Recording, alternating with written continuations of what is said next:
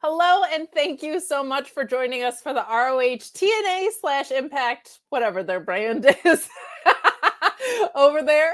Post show for May 2nd. Can't believe we're in May already. I keep making the joke, and I think it's very funny, but no one else does, that it's May Akiyama, because we're coming up on June Akiyama after that. And I think it's better than your Justin Timberlake memes, okay? I think it's funnier, but it is admittedly extremely niche. So what are you going to do? But go ahead and get in those super chats. Please leave a thumbs up on this video. I am so excited SP3 is here for a lot of reasons. One, I love streaming with SP3.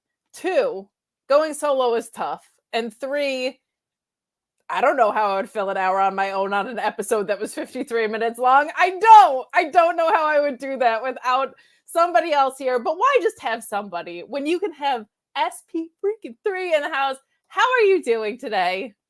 I'm doing very well today because I am back here on my home where I became the Black Rod Belding, the substitute teacher, and I got someone who reminded me of that earlier today. So I was like, oh, it popped me. I was like, they probably didn't even know that I was back on my home once again, where I was the first substitute teacher. Well, maybe because you're ditching everyone for a stewardess, as they said on that show. Now we call them flight attendants, but you know what? I say you're the better Belding around this part. So we've got some ROH to get into. Send in those super chats. And before we dive in, we are going to remind you to subscribe to FightfulSelect.com. Over 15,000 subscribers. That does include our free tier. And you do get kind of the most important news on the free tier, as well as access to headlines of what's on the paid tier. So anything to do with the sex trafficking investigation, anything to do with sexual misconduct in general, releases, injuries, news that feels kind of icky to paywall,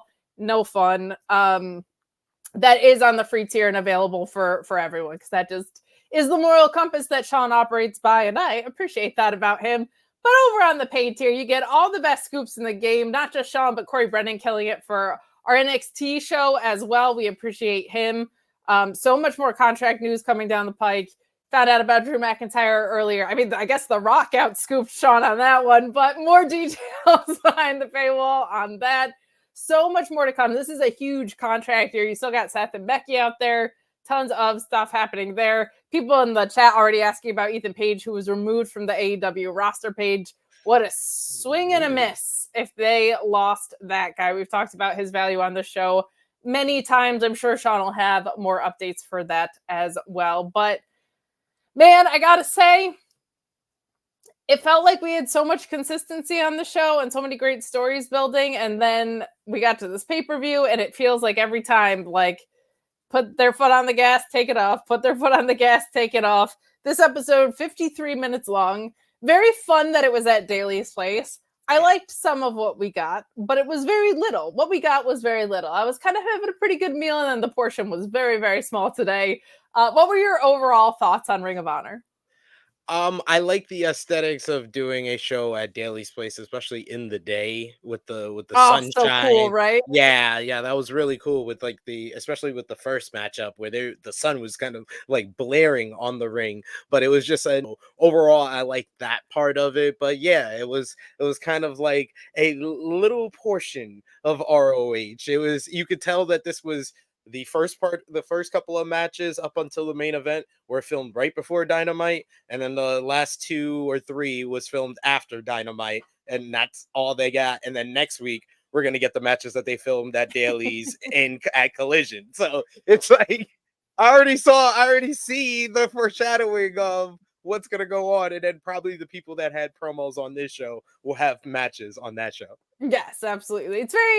It's always sunny. You got the day man and the night man. I always appreciate that. Feels very much how they structured it. It was like NXT in 2016 when it was on WWE Network, Yes. where yeah, they would have someone do a promo on one week. That meant that they were going to have a match the next week. So like that's what the kind of the format and pacing of the show went. But because I knew we only got a little portion of ROH, and the matches that we did get, although couple of great performers there, not much to talk about here. So I prepared something special throughout here that people will get, and it's something for Kate, because Kate has come on here through the struggles, through everything with Ring of Honor, It's so through the true. Tony Khan era and through the Honor Club era. And the one constant thing she has talked about is champions, because she's seen a lack of them on this show. So what people know me for and why I'm usually here on these Ring of Honor shows is not because I've put my kids to sleep early and I have time to do this and talk some crap on Fightful Fightful YouTube channel. It is because I have a vast knowledge of Ring of Honor, so I have prepared my top 10 ROH champion runs of all time. Oh, I love this. I love And I this will do so it much. periodically throughout our review to fill in time for everyone. Okay. So I love that for me. I love that for everyone else, but mostly for me, because I'm excited to talk about this.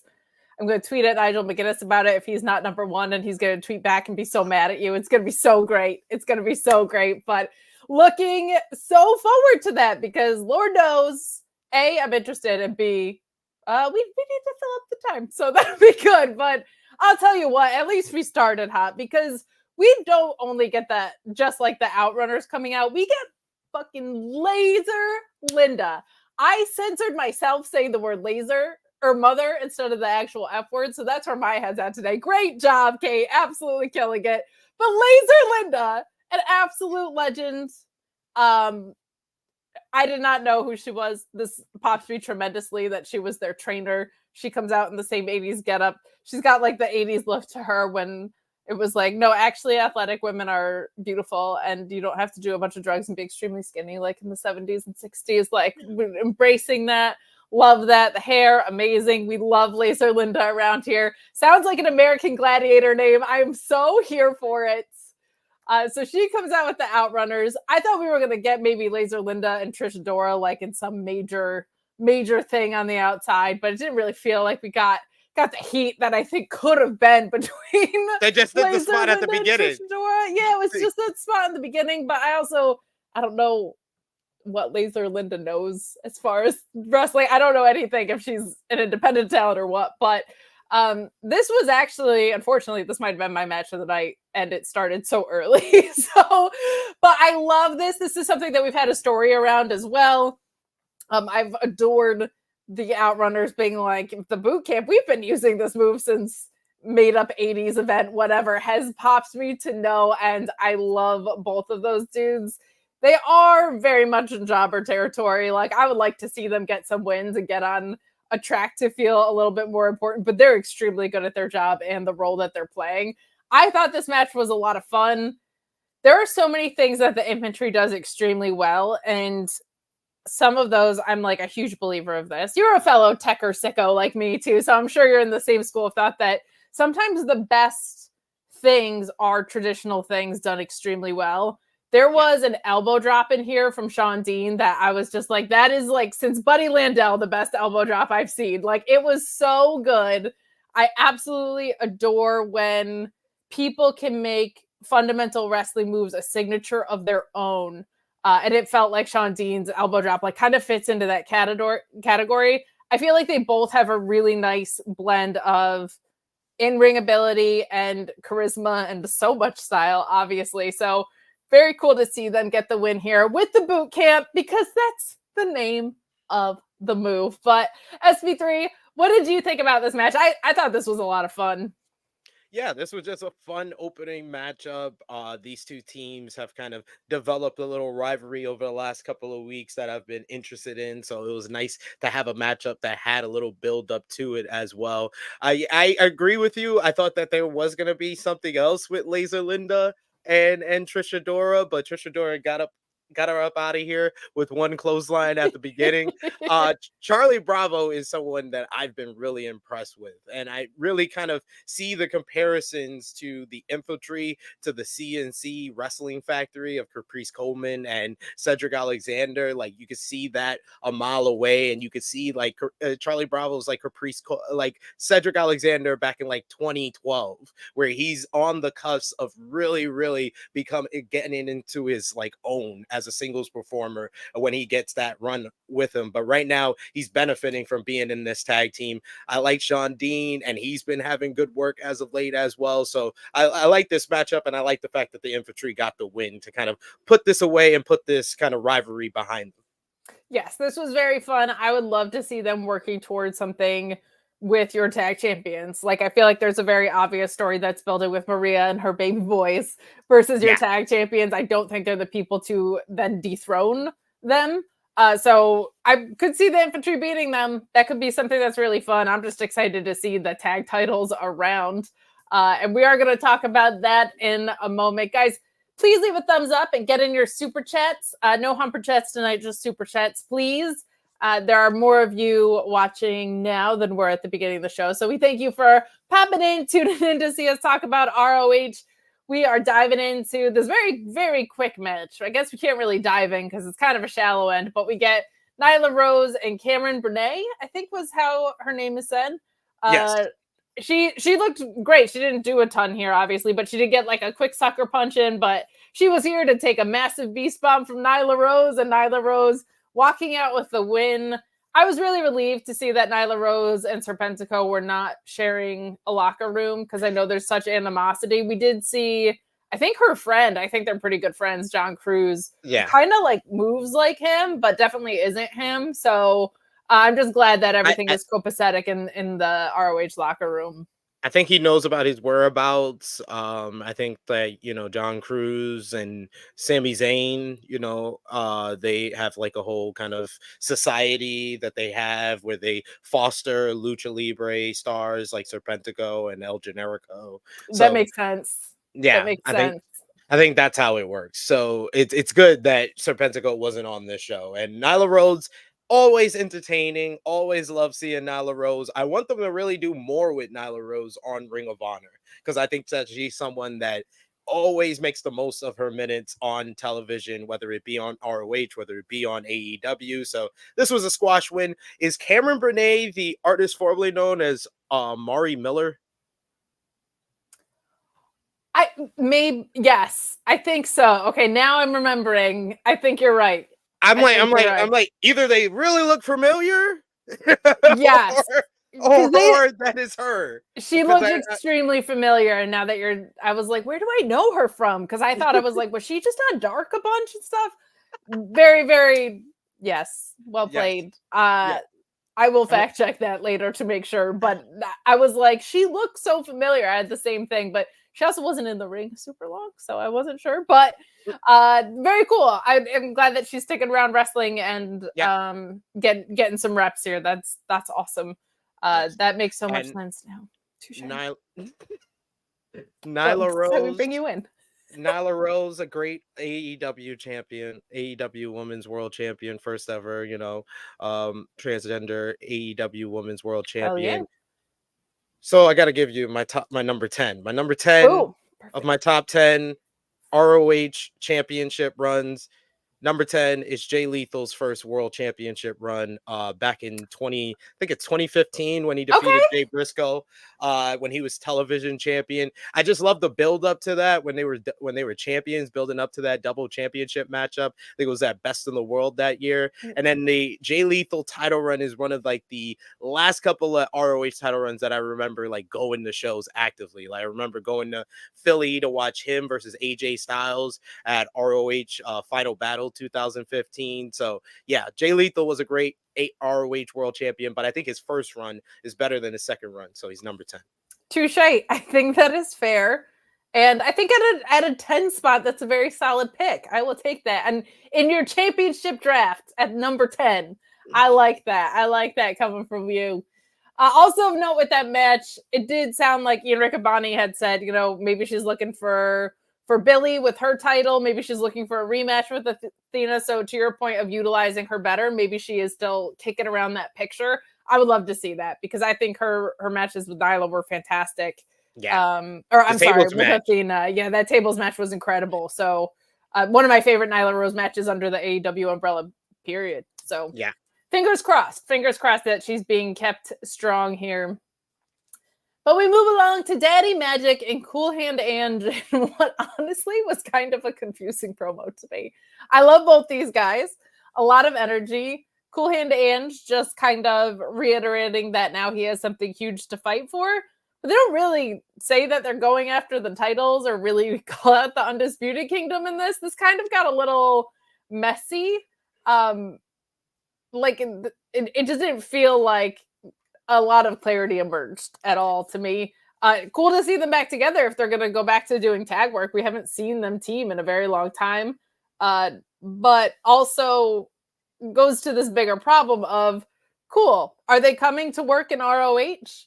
Or are you just going to squander the other tag teams that you have in ROH right now and have somebody from the main pop down and then go away again? Like it just doesn't feel like there's an investment in the Ring of Honor tag division. Nice to see our tag champions around, but this promo was a little bit confusing to me, and I normally love these guys, but it just felt a little muddy. Did you have the same reaction I did?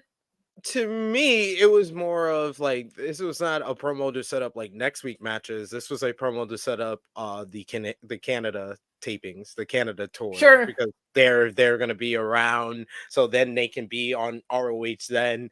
So I felt like this was more of like, hey, we're here in ROH, we're starting at the bottom, but we do have our eyes set on the Undisputed Kingdom. So I did kind of get the general sense that that was the message that they were coming across. But when you have someone like Cool Hand talking about now he's fighting with a purpose because, you know, Ruby's at home being a mom, she's pregnant, and now he has a kid in his life. And then you get Daddy Magic, who's all fired up and talking all Italian, New York. And yeah, I can understand why it's confusing the message they're trying to get across. We need a Daddy Magic and Deonna Purrazzo interaction at some point. Just like some Northeast representation for sure. Would love to see it. Would love to see the Italian love there. But we got a super chat from Ricardo who said, it's SP3. Hi, Kate. Love you both. Well, we love you too, Ricardo. Thank you so much. Yes. Little stinger, Ricardo. We appreciate you. We appreciate anybody who wants to get in a super chat. Feel free to send them this way as we talk about the only thing with real stakes. And you can also challenge any of my choices of my top 10 ROH championship. Oh yeah. Yes. Feel free to do that. Feel free to do that with your super chats, including my number 9 choice, which is the Young Bucks. I believe their first tag team championship run.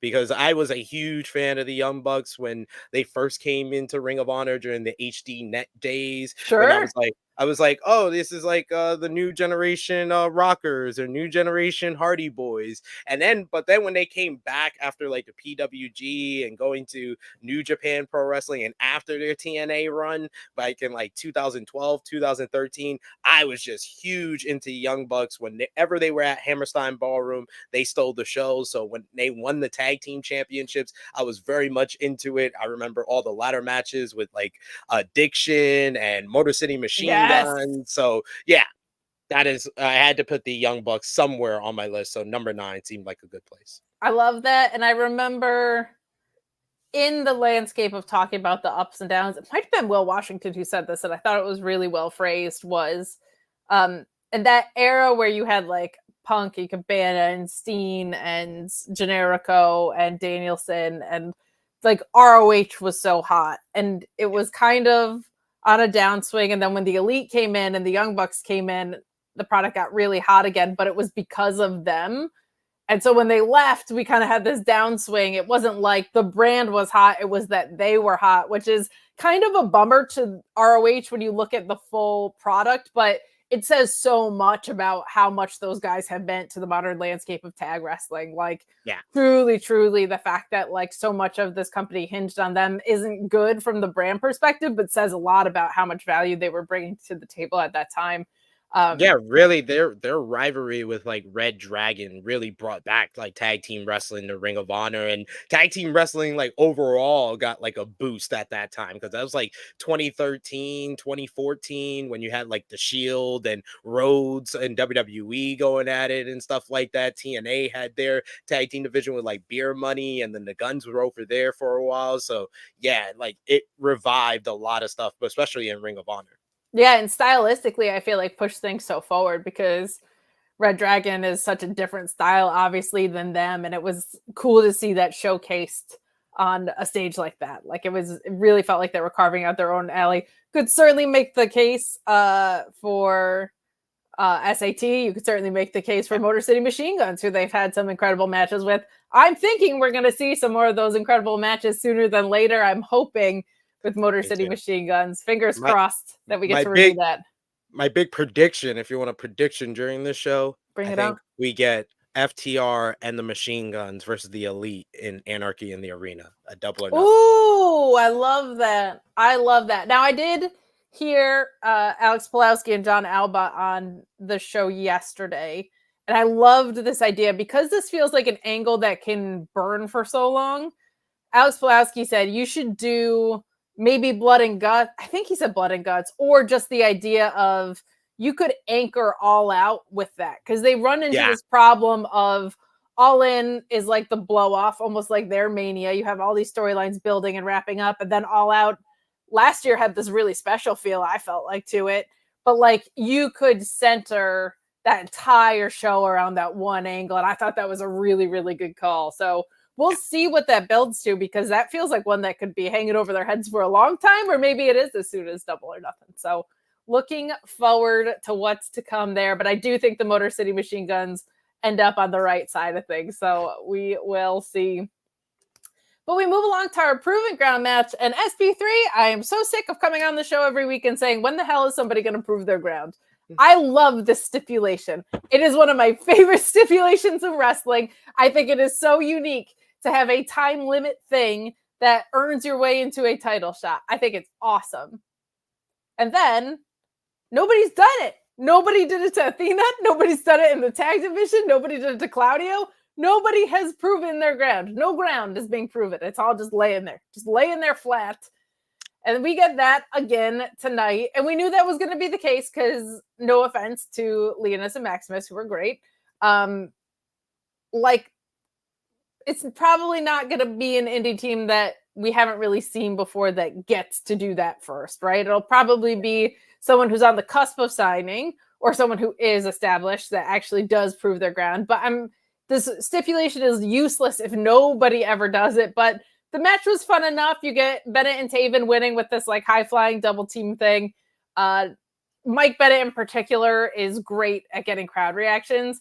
Matt Taven, I've always found serviceable. Like there's been nothing that really I glom onto. I do find the term Melvins extremely funny.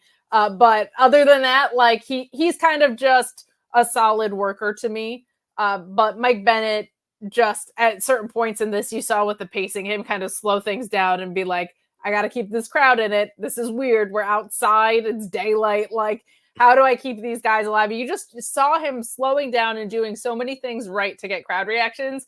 However, Undisputed Kingdom just feels so dead overall that is affecting this tag run to me. It felt like we had all this work to get back here when they should have won this like months and months ago, right? But because like Wardlow and Roddy and Adam Cole, like this feels like it fell so flat after the big reveal. It does just kind of feel like they're just working ROH. Like it doesn't feel like there's a ton of excitement or implication around this, but match was perfectly solidable. I almost said serviceable. Solidable. Solidable. I kind of like that, honestly. Yeah, that's actually a new word. I'm taking it. I'm an innovator here with all the things that I say wrong. Decent, solidable match. Perfectly cromulent, right? As Simpson Sam would say. Perfectly cromulent match. What did you think about what we got here? I was really impressed with the opponents here trying to prove their ground. I believe it's Maximus was the guy with the longer braids. I thought that he was kind of very cool. The more impressive. He had a cool look to him, and he was fired up during his comeback in the matchup after the hot tag.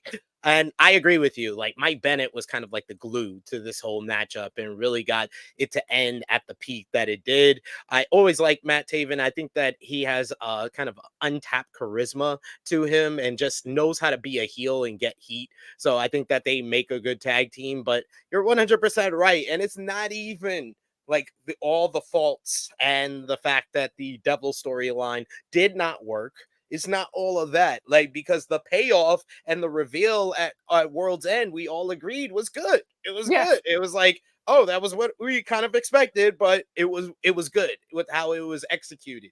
It was everything that happened in January. It was like a series of fumbles that happened from the first promo where he's already teasing he's gonna turn on Wardlow to the next week where they told us in the first promo, oh, Wardlow's going after the world championship. Yet we have a whole segment where every contender comes out to face Samoa Joe except for Wardlow. So that immediately was like, okay, so I guess it wasn't that important to him. Then, so then you get Roderick Strong, who said, oh, I'm going after the international title. And then the following week, we find out he's going to wait 2 months to get a title shot. Like, what are we doing? It was all over after that. It was like, and Adam Cole was trying, man. He was trying his best, but it just felt really off kilter. That was also when they brought the rankings back, kind of. So because the rankings were essentially only brought back for now, it seems like the Hangman and Swerve storyline. That also clouded things around the Wardlow timing. I felt like it got really, really, really muddy. Everybody in there has potential, but it does feel like this moment and this run has been dampened by that for sure. Yeah. But if you want to check out their opponents, Leonis and Maximus, they are the Qrown with a Q, ROWN. I always love finding out about new talent, and I was not familiar with them, and they were great, really, really great in this. Predictable, but whatever. Hey, they looked good, and maybe they get another look. So hopefully in the future they can get another look and be impressive once again. My number 8 of my top 10 ROH championship runs. This will be my first controversial one, I think, for some long time. Okay. For some long time, Ring of Honor fans, but Takeshi Morishima's World Championship run. At the time, I will admit, I hated this. I hated this with a passion because the whole buildup, the years-long buildup to Homicide winning the World Championship was the first ever independent show I ever went to. Final Battle, 2006 for ROH with Homicide defeating Bryan Danielson. And then, I went to the following show, which was the anniversary show, which had Morishima and Joe. And that was a big time heavyweight slugfest between those two. Yeah. And Joe wins. And then the following show in Philly, I didn't go to, but then you find out Morishima just beat Homicide. Like, it's just 2 months into his title reign, and Morishima, the guy that just lost to Joe, just beat Homicide. What? That doesn't make any sense. But then the title run, like, I remember it so fondly because of the rivalry with Bryan Danielson and being at Manhattan Mayhem and seeing Bryan Danielson almost get his eyeball punched out of his head, and just like the Vader feel. Like, Vader was one of the first like monster heels I ever saw in professional wrestling, and the first person that ever gave me the Vader vibes was Morishima. Seeing him live, just going after Bryan Danielson with the clubbering blows and just overpowering backdrop drivers, and Bryan having to fight from underneath, and the whole New York crowd in the Hammerstein, building up. I was in like the 4th row, so I was just right there to the action. So I just remember that so fondly. And then the whole rivalry with Nigel McGuinness and the build up to Nigel's title run was during that Morishima run as well. So that's why I give Morishima a lot of props, because his world title run at the time, not a lot of people liked it, but I think in retrospect, it was a great one. I love that, and I think justified at the position it's at too. I think that's fair, because you can acknowledge what was like around it that was weird and not as great, but that the actual run was very good. Frederick World saying, I just rewatched one of his matches with Nigel McGuinness. I remember that one because when I went back to look at Nigel's work, that was one that I saw, and it was so good. So good. Some nasty spots and corners. The chat is bringing up again, and I guess it's worth talking about. We don't have confirmation. We don't have a report about Ethan Page. Does feel like if he got removed from the roster page, that's something that would be true. I feel like a complete underutilization the entire time of his contract, and I wouldn't blame him. I feel like the sky's the limit. If he wants to go and do A1 stuff that rules, I think he could be extremely valuable in NXT. I think the world of Ethan Page, and it's only their own fault that guy's not a complete star, in my opinion. Part of the reason I'm assuming that his contract is up or he was released is he was just very clearly in a build to a title feud with Kyle Fletcher and then just completely disappeared from the program. And I don't think you make that hard of a left turn unless A, someone's injured, or B, leaving the company. He's not injured. He's working a bunch of independent shows. He's doing his own thing. He's putting his vlog out there. Huge bummer to me, because to me, at Final Battle last year, it felt like he was the only guy who took any pride in the product whatsoever. He got up on that podium and said, hey, if you're not trying to be the guy at whatever brand you're on, why are you on that brand? And I have all the respect in the world for that mentality. I've gotten to see him where I do commentary at Excite Wrestling. Every cell of that guy's body is telling a story when he's in the ring. He's been a dream to interact with backstage. I don't know what happened, but I think it's a huge, huge swing and a miss if they let Ethan Page go. I just can't imagine seeing that guy's value and letting him walk out the door. But any thoughts from you, SP3? I mean, I was kind of like surprised when first I saw the comment in the chat that he's been off the roster page, because I agree with you. He's gonna go down as one of the most underutilized talents that AEW has ever had. Right next to like Ricky Starks. Ricky Starks is one that we always kind of talk about, but I think that him and Ethan Page are two guys that have proven time in, time out, regardless of what role, what opportunity, where you want them to place on the card, they make the most of their minutes out there. They shine, whether it be on promos, whether it be in the ring. And Ethan Page, I think since he came into AEW, whether it be the what was it, the Face of the Revolution ladder match in 2021, his rivalry with Darby Allin, still that coffin match I still remember from that Fighter Fest. Him throwing him down the damn stairs and oh my god, like breath because I thought he murdered a man. The Men of the Year match, was awesome. Men of the Year Awesome. for a makeshift tag team is probably one of the more underrated makeshift tag teams that AEW has put together. Their matchup with Sting and Darby at Double or Nothing in 2021 was a lot of fun. He even made stuff work that shouldn't have worked, like American Top Team. Like, come on, like American Top Team, The Firm, like he shined in the worst feud of 2022, Scorpio Sky and Sammy Guevara. He was the only shining part of that, where everybody was like, we hope Ethan comes out of this with the TNT title. Yeah, but like that's so sad. Okay, so hear me out. Not the guys who are feuding, but we would love for Ethan Page to, even just one-offs, like his match with Kenny Omega when they were in Canada. That is a huge swing and a miss if that is the case. We're not reporting that is the case. I'm sure that when Sean's able to, he will get confirmation on what is going on with Ethan Page. I've been asking for weeks. So he's another guy that I think could add a lot of value to TNA right now as well, if he wanted to make a return over there. I know he had a weird kind of departure from there, but a lot has changed over there. I don't know if those changes is beneficial to him coming over there or not. Probably not. I don't know, because it's his history. Well, and I think part of it was just the way that he left, right? He didn't want to go out on Karate Man, which I think is a very fair thing. I think that's a very, very, very fair thing. 100%. And because I kind of feel like the Mike Santana return is good for him, because I feel like he could be like their next Josh Alexander, a former tag team kind of specialist, tag team champion that they can build now as a singles performer, whether it be in the X division and then eventually in the world title scene. And I could see Ethan Page kind of fit in that mold as well. Ethan Page versus Mustafa Ali could feed villages. I'm telling you. I agree. My God, give me that. Put it in my vein. Or the North reunion. I wouldn't be 100%. You can't keep putting Josh in the main event scene if he ain't gonna win the world title every time. So like, if you want to give him something new to do, a North reunion, I wouldn't mind that either. Or a feud, or a North feud. Man. Yeah, we never got that. Oof, yeah, fun as hell. Me, Norma saying, "Sorry, I'm late. How dare you?" I'm just kidding.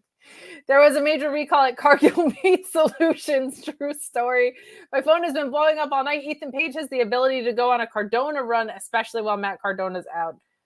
There That's is also a true. possibility. I think the Cardona run proper, I feel like would be a Jinder Mahal thing of the WWE release, who was not profiled for whatever reasons you choose to believe, but they could tell that story with him better.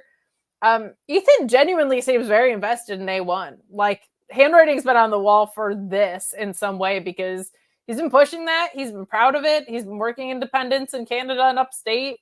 But I'm interested to see what he does. I'm interested to see what he does because I think he could walk into any company and be such a valuable asset. I also think that he could very well live off of the indies and have a blast.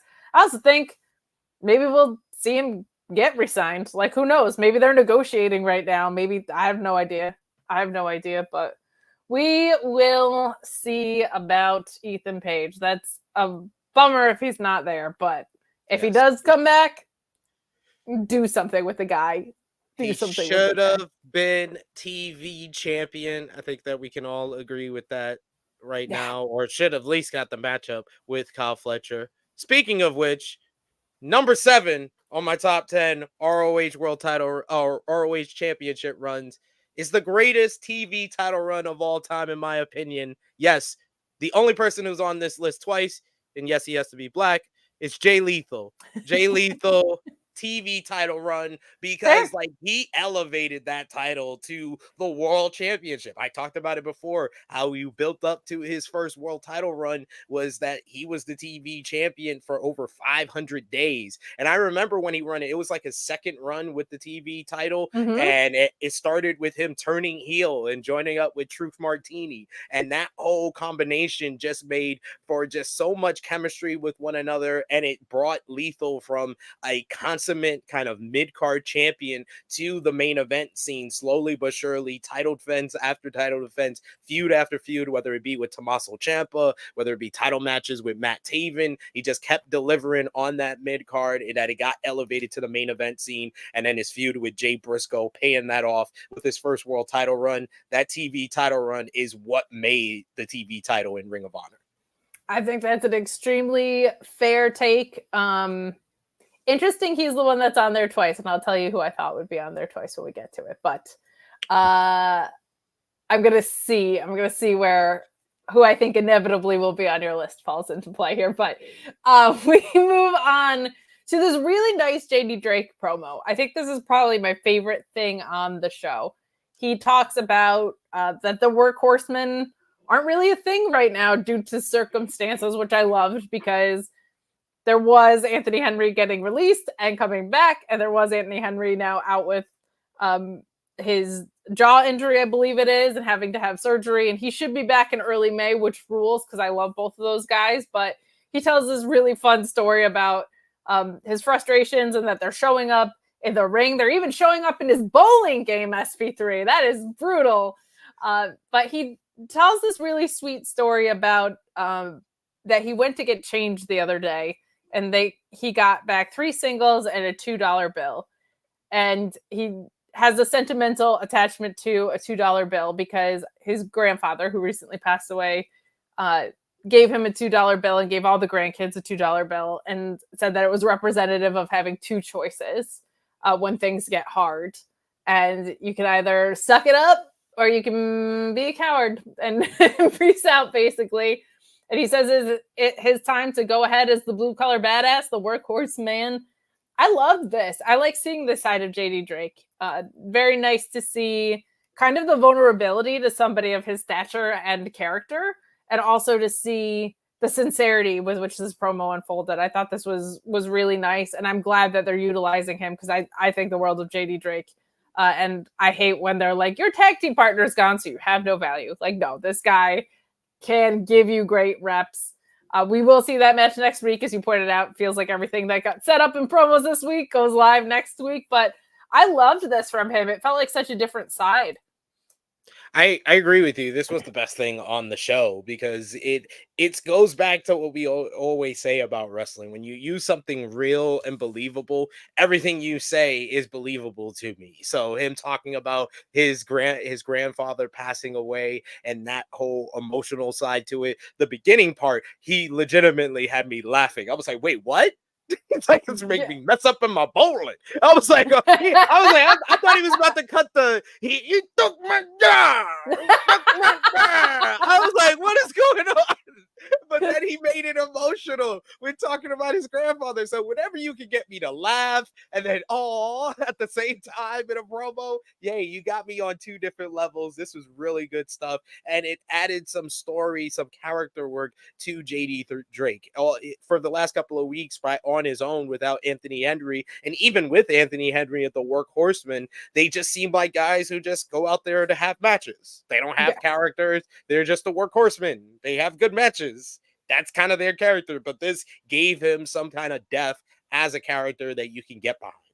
Yeah, and I think it also is a nice place to welcome Anthony Hendry back. Like he can kind of walk into this and be his friend. I think that could be really fun. Now I have to switch little brand skis here for a quick second because we have to tell you not about Backlash. That is not what we're here to do, but we are here to tell you about Bet Online. If you want to place bets on things that are not SP3's top 10 championships, you can head over to betonline.com for the earliest betting lines in the game.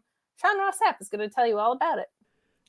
Hey guys, I'm here to tell you about Bet Online AG, the official betting partner of Fightful. Whenever you hear about odds for wrestling events, boxing events, MMA events, or really anything, it comes from betonline.ag. They have the earliest lines with odds open before the competition. You can bet big with high limits and rebet functionality. They have the fastest payouts with winnings paid in just minutes and the industry's best bonuses on every qualifying deposit. The biggest markets like NFL, NBA, NCAA, NHL, UFC, plus odds for things like WWE, AEW, and tons of other companies as well. They also have a bunch of popular games. They've been trusted for 25 plus years. As I mentioned, if we have odds here on Fightful, they are always coming from betonline.ag. Check it out, my friends. Bet what you can. Please bet responsibly. Beautifully said, Sean. Backlash is a thing of the past. It's a thing of the past. It already happened. It's a thing of the not so distant future. We'll tell you all about the scheduling slate of shows that is upcoming here this weekend on Fightful, but we've got some more ROH to get to, including this other squash match, barely a match. But Toa Liona, who is underrated as hell. That guy is so smooth for someone of his size. It's ridiculous to me. And Jimmy Wild, who got in very little offense here. But I got to say, there was a spot where he was selling, trying to get to the ropes. And it's such a weird spot because what he was trying to do was actually get under the rope so that Toa Liona could sit on him from the outside. I thought his desperation sell was really, really good here. Nice to see people who didn't get a lot of time in these squashes doing something that makes me remember them. That was something I will remember Jimmy Wild for. That was really, really good. So this wasn't really a match at all. There's a senton bomb on the ring apron that I was just talking about. Then he kind of toys with him like a cat in his prey for a bit with Liona. But the bigger thing is what the hell is the Mogul Embassy? Are they a trio? Are they a tag team within that trio? Are they singles competitors now? What is their relationship with Swerve? I don't know. What's the relationship with Prince Nana? Someone explain this to me. Well, we may look back on this whole squash match as maybe a tip-off if I get what I want of Mogul Embassy feeling like Swerve hasn't been needing him. He hasn't been, going to them for stuff ever since really the Hangman rivalry. He hasn't called on the Mogul Embassy, he hasn't really need them. And now it sounds like he does need them against the patriarchy. But I mean, we all know Christian Cage is very good at manipulating. and kind of finding the hole in things. So maybe he uses the fact that we got Toa Liona over here yelling out, "Where's Nana?" He doesn't know where Nana's at. Nana didn't have the back of Brian Cage when he lost the former 2-time ROH world champion Claudio Castagnoli on Dynamite. We don't know where Khan's at. So if Swerve's gonna need their help against Christian ahead of Double or Nothing, maybe Christian turns that back on him and they join the patriarchy. SP3, are you saying that Nana is almost a father figure to him? Yes. And now they need a new dad. They need a new dad. I think you're right. I'll tell you what, Kylie, who I adore, who's on Overbooked, doing wrestling made me cry. And I had a lovely voice memo exchange about how we think Christian needs to adopt Bernie Danielson so that Bryan Danielson can just continue to wrestle and feel guilt-free about her birthdays because her dad is home. I love that for us. I have more beef with Bernie Danielson than anybody else in this world because Bryan Danielson is not allowed to retire. But I agree. Speaking of Bryan Danielson, a former ROH champion, anything you want to share with the class, SP3? So before we get into the top 5, I got number 6 here. Another former Ring of Honor world champion. Another person that could have been on this list twice because I have a fond memory of his tag team title run, but more fondly memory of his world championship title run. I am talking about Kevin Steen, aka Kevin Owens. Like, I still get talked about because my former roommate, shout outs to G Loke, still talks about to this day. We went to Best in the World 2011 when Kevin Steen had been basically fired and kicked out of ROH by Jim Cornette, and then he made his return in the Hammerstein Ballroom. We were in the balcony. Kevin Steen comes up this way. He walks by us, almost pushes my friend off the balcony, and that's his claim to fame. It's been his claim to fame for 13 years that Kevin Steen almost pushed him off the balcony at Hammerstein Ballroom. So his whole lead up to that world championship run and, you know, being like the outlaw, the Stone Cold of Ring of Honor, and going against Jim Cornette, going against Steve Corino, and then beating El Generico again, and then finally winning the world title against Davey Richard. Loved the chase and loved the build up to his world title run. And then his world title run just had match after match that was just really great, but they were all just brawls. He just had plunder brawls throughout his whole world title run, but it was great because he was our Stone Cold and he became like a baby face. And we had also the Scum though at the same time with Steve Corino in them and Jimmy Jacobs coming in and stuff like that. That whole story, that was great. And then the build up to the end of the title run, I was there live at Hammerstein at Supercard of Honor in 2013 to see Jay Briscoe win the championship. I think that's the best end to a world championship run ever. So number 6 for Kevin Steen. I love that. Well played. Well played there. Well, we move on to a meaningless 6-man match, but we'll see. It feels meaningless right now. The Dark Order are on like every 6 weeks, and I don't understand it. I don't know. I don't get it. I'm watching this matchup. I'm like, I really wish Dark Order was on this show more. They had that incredible feud. I know Stu is gone now, but they had that incredible feud with Stu and the Righteous, who are also now a 6-man group when you add Lance Archer in there. Yep. And it was awesome. And then they were like, nah, we're just not going to do anything with you. I don't get it. But you have Evil Uno, Silver, and Reynolds defeating Adam Priest, Zicky Dice, and Sean Maluta, I believe was his name. Yes. This was a blast from an in-ring perspective. I'm a big Zicky Dice gal. I love that dude. And he always maximizes his TV minutes. And he stood out like a sore thumb in the best way to me in this match because he's just so different than anybody else who was involved here. But Uno delivers a cutter to Dice, and you get a hot tag from Reynolds. Reynolds getting that double underhook butterfly powerbomb that looked awesome. The Dark Order taking control here. Triple team Priest, Reynolds, and hold him down for the pin. So I thought this was really fun. Zicky, like, just always finding the hard cam, always selling super well. He has a really wonderful blend of very funny and entertaining, but like can go in the ring. He was trained at a Black and Brave. He knows what he's doing in there. I wish they found a more settled home for him. The Impact run that they gave him was ridiculous. They like never let that guy talk, and I'm like, he should be talking. Yes. So I feel like he was underutilized there. I was glad to see him at ROH here. A valuable free agent to anywhere. I'm stunned NXT has not gone calling for an outlandish character. Maybe he's like too old for them or whatever. But him and B3CCA Becca are the ones that I'm like, how has this wild west of a brand not come calling for these two people? But it is what it is. Loved what we got here. Zicky Dice, again, another person always doing something memorable in a throwaway match. I thought this was a heck of a lot of fun. What did you think?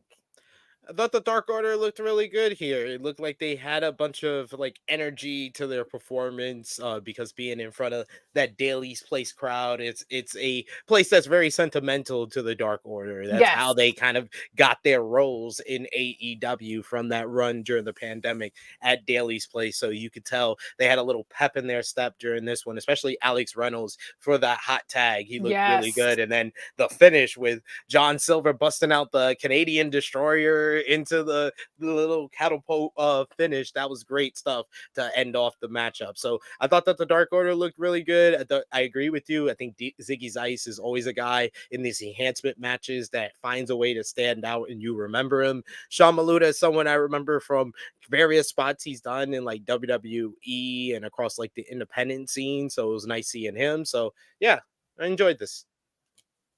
Never a problem with the matches here at ROH. Never the ring work. It's always the lack of story, never the in-ring work, I folks. know, that's right. I'm seeing our views crawl up, and I am assuming they're like, hey, do you know anything about Ethan Page? So I'm just I should drag it out till the end and make you guys stick around, but we got like 1,000 more people watching than normally do. So I just want to let you know, we haven't heard anything. I'm sure as soon as Sean is able to confirm, he will. I will say I heard like rumors and whispers. I haven't heard anything that I would consider credible. And I ain't a scoopster and I never want to be. So, but I had heard things of there being a split there. When you look at what happened on television, it would indicate that he's probably no longer working under the AEW ROH brand. I don't think this is a story at all. I think it's a shame and a waste. And we talked about it a little bit earlier in the show, but if Sean finds something out and is able to report on it, he's tending to a ton of personal stuff over the next 24, 48 hours. I'm sure he will be updating it on FightfulSelect.com. Best $5 in the biz. Check it out. We got a little bit more ROH to talk about. Do you want to dive into the top 5 now, or do you want to wait? Okay. Yes, because I'm going to put these two together, only because I know I'm going to piss someone off with one of these. Number 5.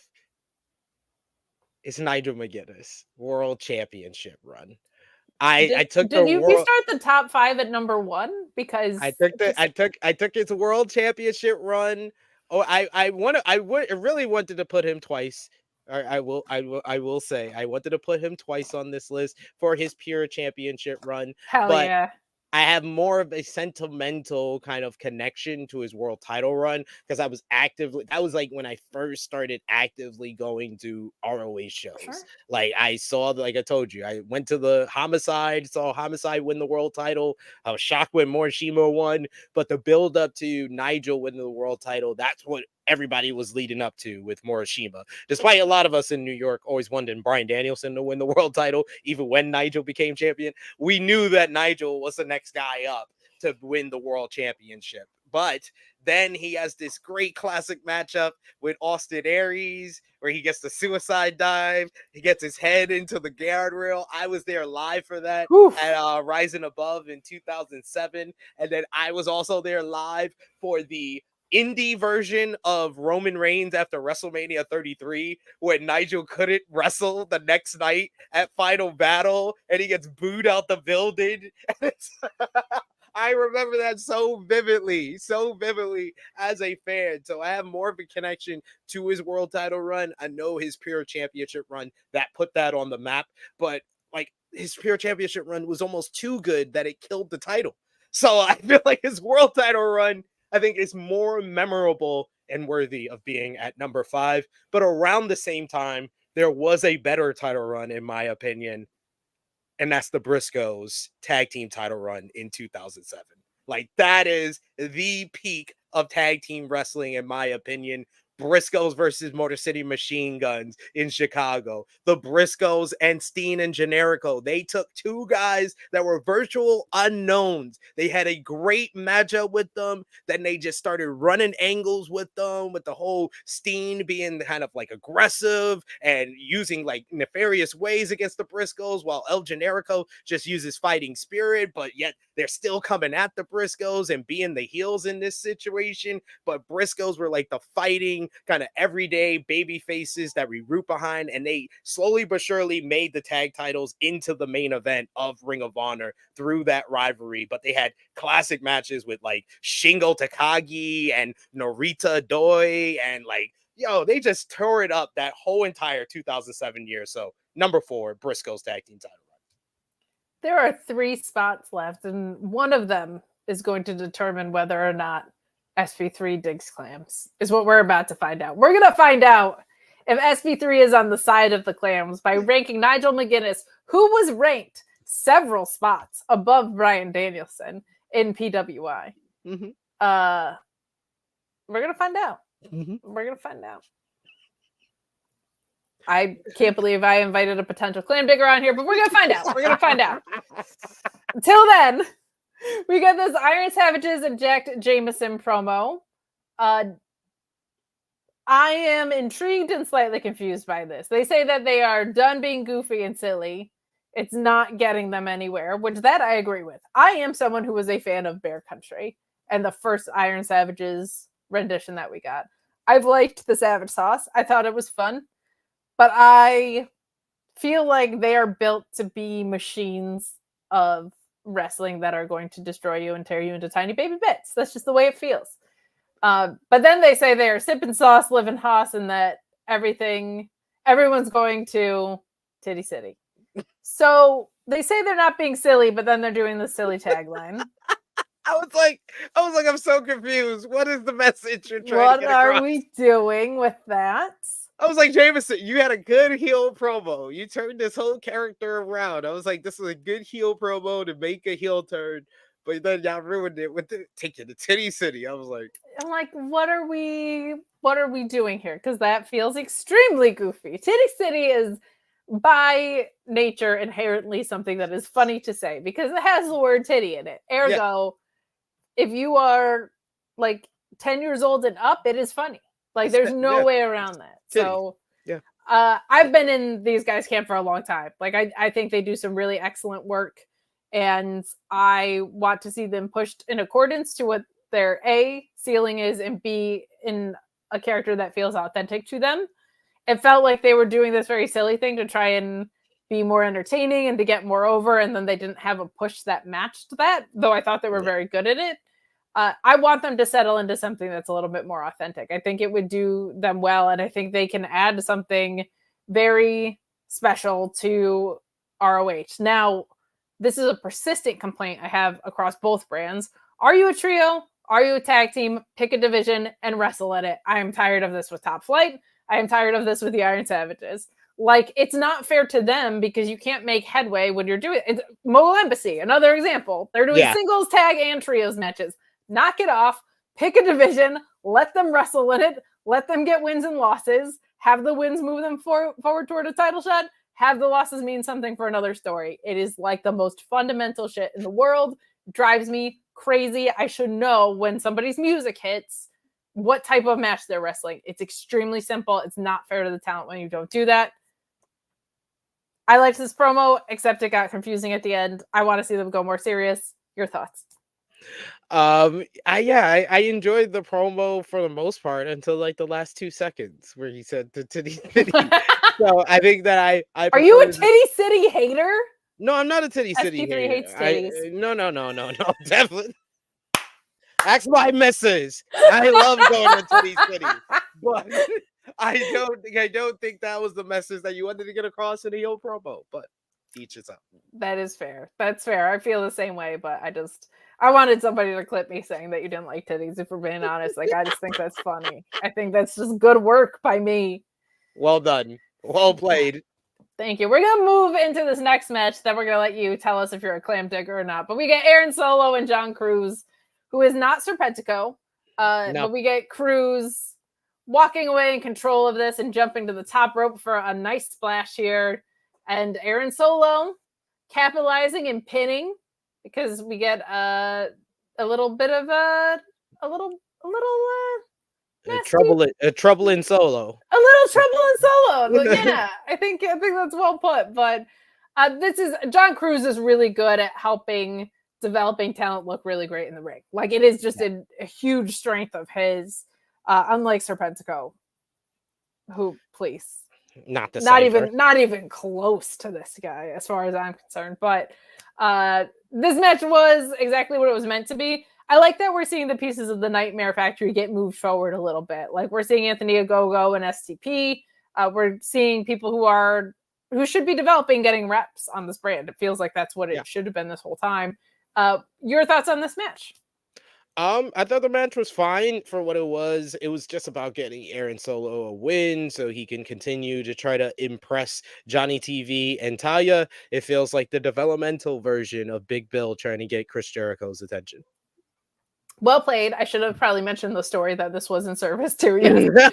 Taya and Johnny last week, as we talked about, this was Aaron trying to... There was a very fun thing of Aaron Solo saying that he's TV ready. He's a TV star. And Johnny said, you didn't even retweet Johnny Loves Taya. And Taya Valkyrie was like, actually, yes, he did. I do our social media. He did retweet it.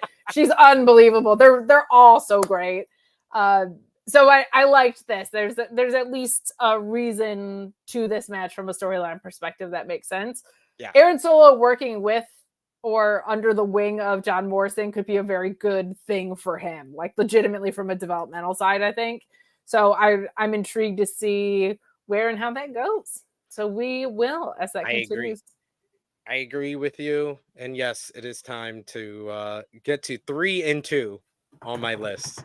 So number 3, this is going to be another controversial pick, I guess, for placement wise, but number 3 for me, Samoa Joe's World Championship run, the longest reigning Ring of Honor World Champion of all time. It put the title on the map, and the Joe and Punk series of matches is why I became a Ring of Honor fan. Like, I heard about the 5-star 60-minute matchup that they had, and I started watching that, and I remember downloading it on like LimeWire or BearShare. Like, it was back before it was available on YouTube. That's how I watched Joe versus Punk for the first time. But went back and watched all the old ROH stuff with like him and Homicide's rivalry during that time, and then the culmination with his title run ending at Final Battle 2004 to Austin Aries and putting over a young guy at the time that was on the rise in Ring of Honor. I think that it was kind of like the Ring of Honor world title run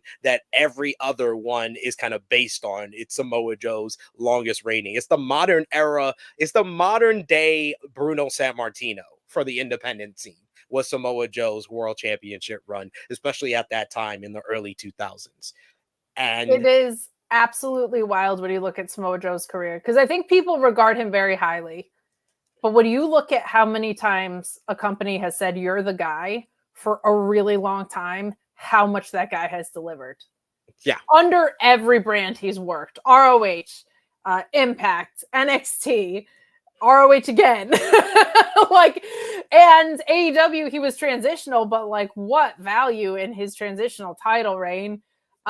It's such a testament to who that guy is, in my opinion. And at number 3 is probably in 1 or 2 for me, but I that's so fair, because this has such a special ROH has such a special hindsight look back that it's kind of wild, but it says a ton about Samoa Joe to me. But continue. And shout out to Matthew in the chat who said Samoa Joe and Mox are both like that. Both guys are like prototypical world champions. Like, when they have the world title, that's when you get the most out of both of those guys. Like, 100%.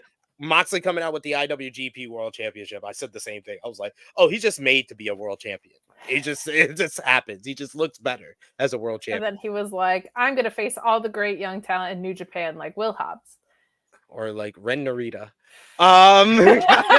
We got number 2 on my list here. Probably the closest to the Samoa Joe World Championship run in the modern era, Athena, ROH Women's World Champion, number 2 on my list. The fallen goddess. She has put the World Championship on the map in Ring of Honor, and she's made women's wrestling home in Ring of Honor, and then making history, the first ever woman to main event and win at Honor ROH pay-per-view against Willow Nightingale at Death Before Dishonor last year, the main event matchup with Billy Starks, and then all the classic matchups she had throughout 2023, the Women's Wrestler of the Year for 2023, working on another year for 2024. So Athena, number 2.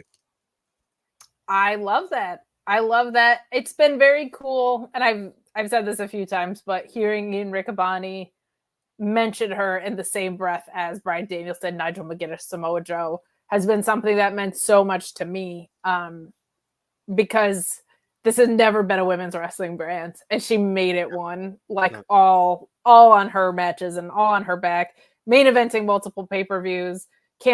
Can't speak enough to the significance of how much she has been the stalwart of this brand for sure. Yeah.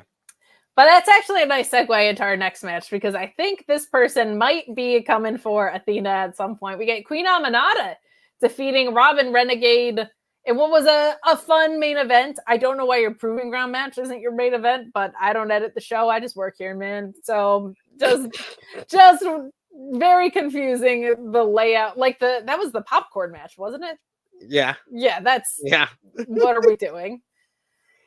But we got her selling some chops from Renegade. I love that, because she feels like she should be she feels like if she were in a real fight, her presence is one that doesn't let you see her waver. Like that no-sell doesn't feel like I'm not affected. It feels like I'm not going to let you see me flinch kind of thing. And I love the way that she kind of no-sold those.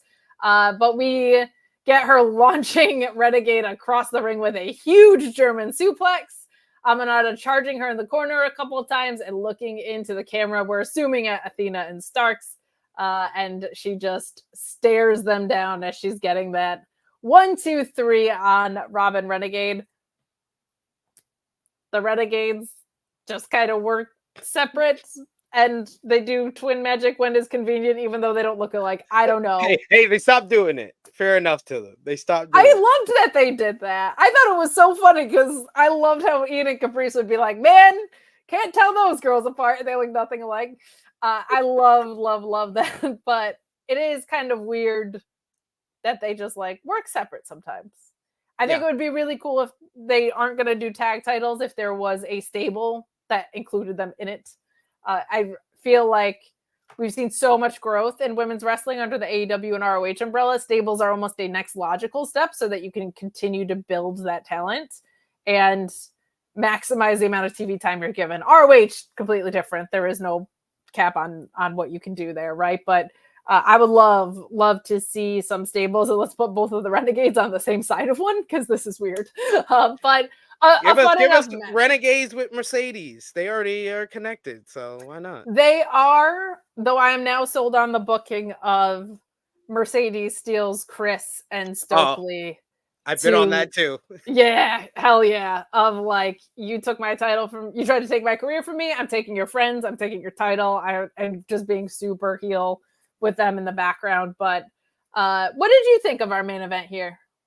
I thought it's good. I mean, Aminata, I just love seeing her in the ring. Amazing. I don't think that there's any person more like on the female end who's more smooth and fluid in the ring when it comes to Ring of Honor or AEW for that matter. Like Aminata, for someone who hasn't been wrestling that long, just seems so polished in the ring. And then her presence, as far as like knowing where the camera is and looking down the lens, it is brick Baker-esque. Britt Baker is the best at that when it comes to AEW, but it's Britt Baker-esque with their ability to find that hard camera and to look at it at just the right time. And I loved how she looked at it right at the win, because Athena and Billy Spark were watching. So it was kind of like, that's a message for y'all. Yeah, I loved that aspect. She does a great job of storytelling in the ring with her presence. Queen Aminata and Mariah May, like, not the two names that are talked about the most. Mercedes, Deanna, Camille, we're waiting on, right? Like, I think people are talking about the succession of those big three agents. The value of Queen Aminata being healthy and wrestling again, and what Mariah May is doing in the main event scene, I think is so great. That, like, if those are the people we're talking about as like your fourth and fifth best women's pickups, all day, right? Like, really, really, really good stuff. But we are waiting to find out if you're a clam digger or not. So I'm gonna get me a shovel.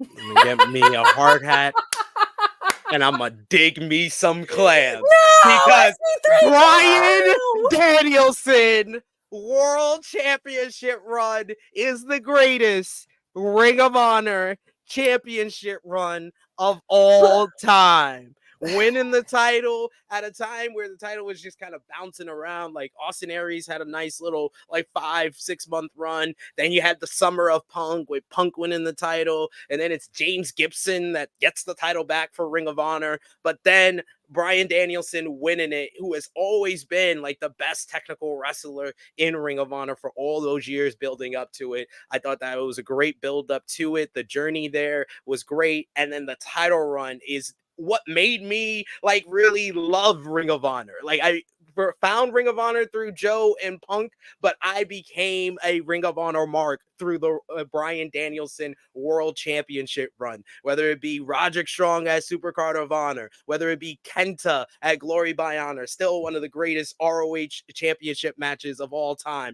unified with Nigel McGuinness, the rivalry with Nigel over the Pure title and the ROH World Championship. It doesn't get any better than Bryan Danielson, Ring of Honor World Champion. That is when I discovered he was the greatest of all time, and I've been on that boat for the last 18 years, and I'm going to keep riding it. I don't care. Give me some shovels. I'm digging some clams. The thoughts of SP3 do not reflect the thoughts of Fightful or any of its hosts, co-hosts, editorial team, owners, subscribers. I'm proud that you can separate the art from the artist, but like, when you know somebody's out there digging clams, CM Punk's not even on your list. Did Punk own a championship? I wouldn't remember. Oh, the Summer of Punk. Yeah, that was nice. Couple of months, I guess. I mean, my God, you put a man who openly is out here digging clams on your list, but you forget the Summer of Punk. Well, to you, sir, I say it was a really like incredible title reign. But still, look, but see, the chat knows. The chat knows. SP3 is a clam digger. No, you didn't even say. You didn't even try. No, not SP3. No. You didn't even try to deny that you're a clam digger. You just said, I'm in the dirt, in the sand with Danielson on this. I'm out there digging clams and appreciating his incredible wrestling. Well, to you, sir, I say you're saved by the bell, because the only person I want to talk to less than you right now is Joel Pearl, and he's coming on here. I don't have much to say. What are your thoughts on clams? Tastes great. Glad we had this chat.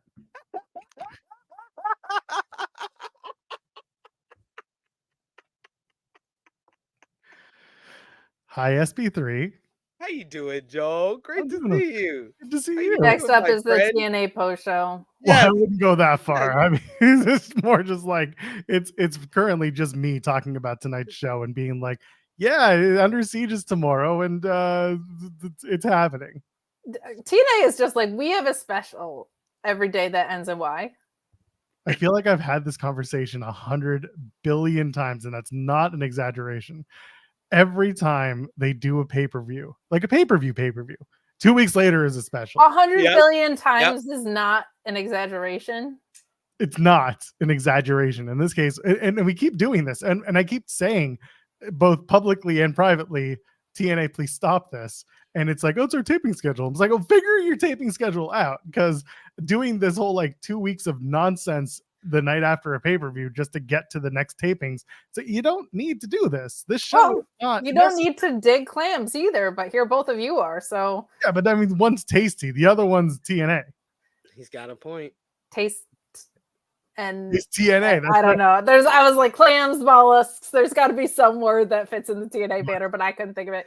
I'm out of here. SB3, it's up to you if you want to stick around and listen to Joel talk about TNA. I wish he would have told me. I would have watched at least the first hour of TNA, but I do have to run. No, you don't. I do. I have to go preview the New Japan show that's starting in like 5 hours. So. Well, you got 5 hours until you have to do it, so just stick around for No, I have to do it now so people can watch it for 5 hours before the show starts.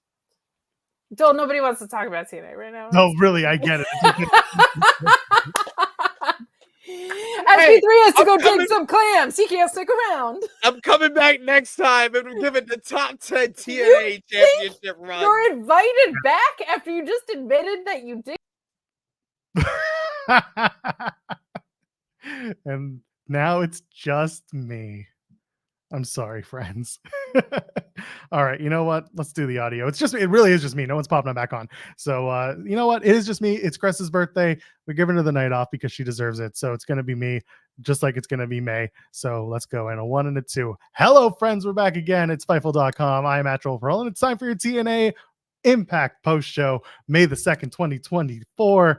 I'm flying solo tonight because our pal Cresta Star has a birthday tonight. So I said, Self, you can do this on your own. You've done it before. Some of you might not know this. My first ever Fightful post show was the Impact, was it Homecoming? Homecoming 2021 show. I did it on my own. I'll do it again. This one, honestly, not going to be very long. We're going to talk about Impact tonight. We're going to talk about Fightful Select. We're going to talk about everything. Under Siege, TNA Under Siege is tomorrow night. We will have a post show, or at least we're planning to. If the show is good, we'll talk about it. If the show's okay, we'll talk about it. If the show's not good, I might just go to bed early. I mean, we'll talk about it. But we'll be here at Fightful.com. If you haven't already, leave a thumbs up on the video. If you're listening to us in audio form, give us a 5-star review. If you haven't yet, what's wrong with you? If you want to donate a super chat, any email, get your question or statement around the air. If you want to lead the discussion tonight, you can, because again, if I'm all alone, I need friends. And if I have friends, then I can do anything.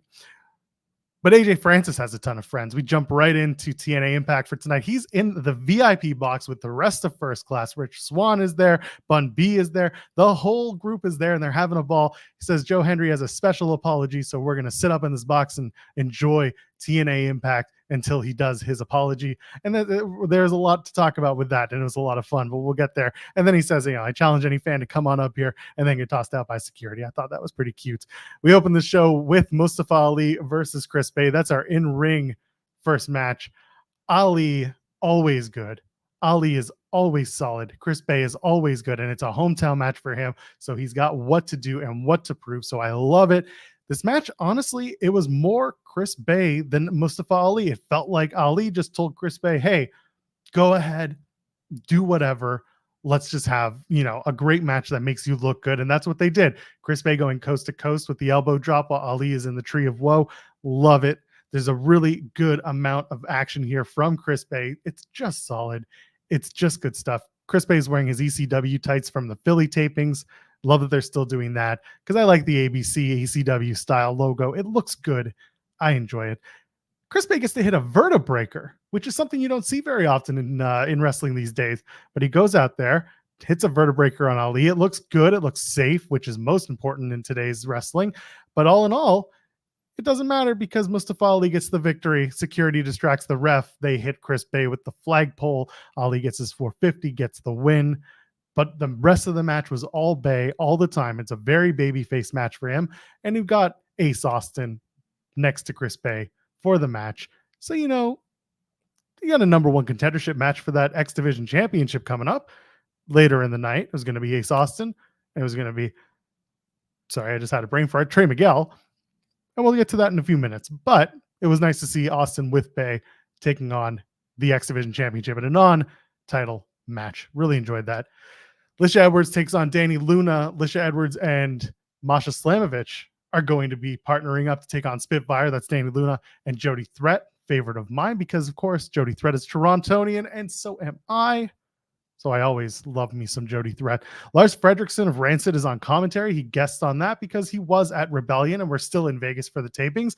He also said at the end of the match that he's going to be joining Spitfire at Under Siege. So tomorrow night in Albany, New York, you're going to see some Lars Fredrickson, which is pretty cool. He's been lending his voice and his music to Spitfire, and I really like that. He tells the story about how Jody Threat and Lars kind of met.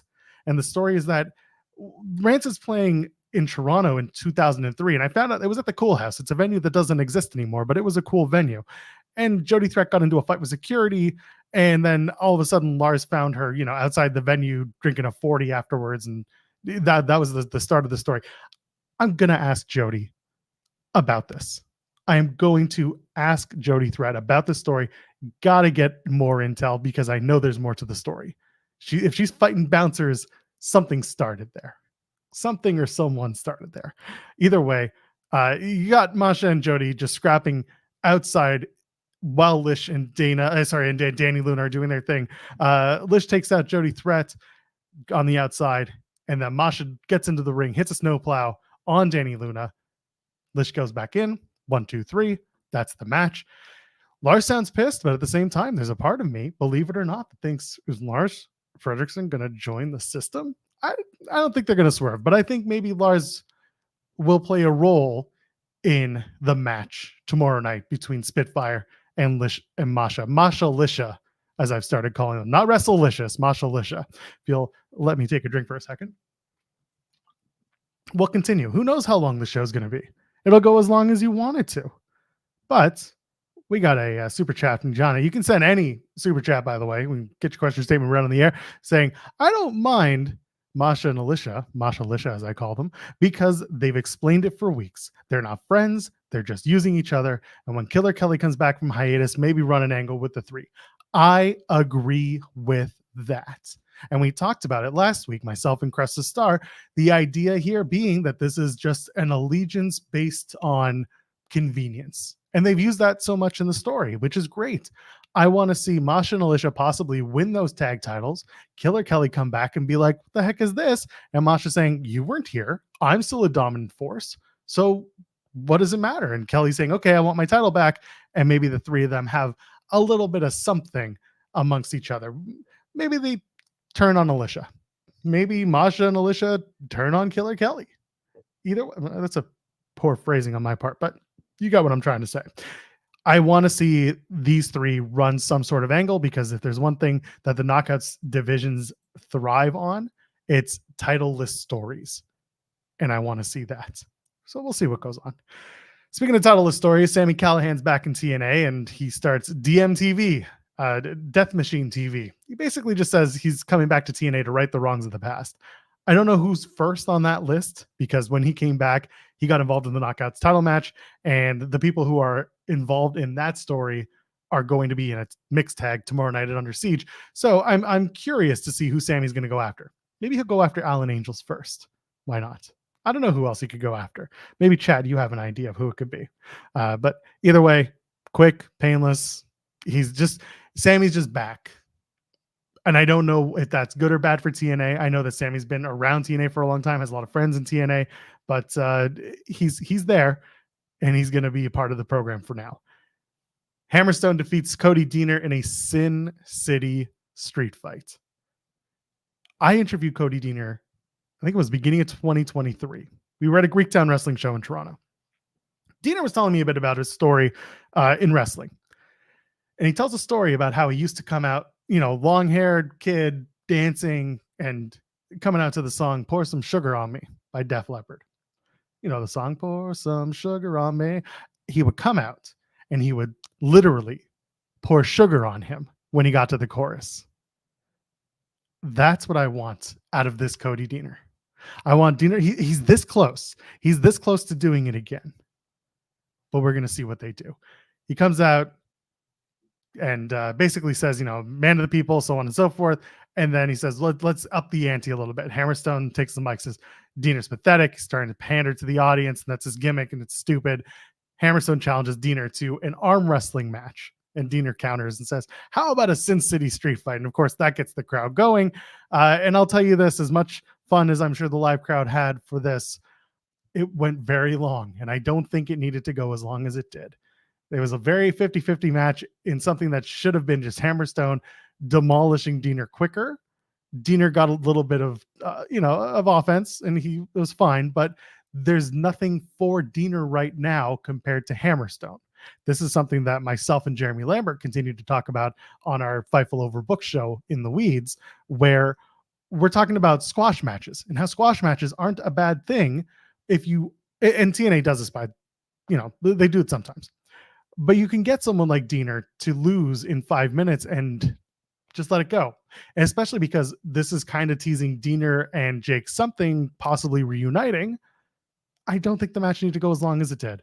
Hammerstone drives Diener through a table, puts him in the torture rack, gets the win, and then post-match, Jake something comes out. He jumps over the ring, jumps over the ropes, lunging at Hammerstone in the process, just launches himself. Security comes out, breaks them up, and it's going to be a big hoss fight tomorrow, and I'm excited for that. I'm very much looking forward to Jake something versus Hammerstone. That's a match that has had a very quick turnaround. Oh, I mean, the whole card has, but it's been a quick enough turnaround that this is a match to get excited for because it has legs to happen again and again under different scenarios and different reasons. It doesn't have to be just one-on-one.